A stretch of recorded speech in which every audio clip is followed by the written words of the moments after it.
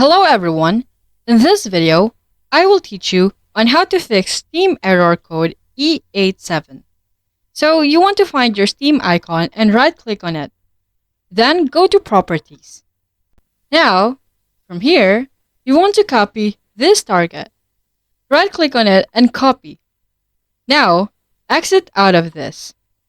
Open up your computer search and search for Run. Click on it. Right here, we want to type the path. Leave a space and type /repair. So it looks like this. Click on OK.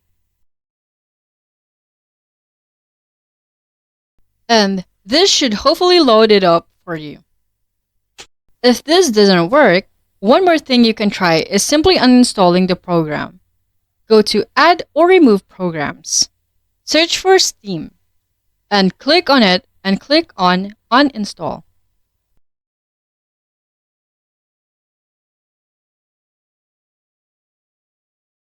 After that, all you've got to do is reinstall it from the official Steam website. Google Steam Download. Download it again and install it properly this time. So, those are the two things you can try if you get error E87 on Steam.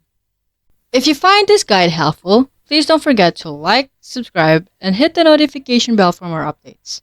Until next time, bye-bye.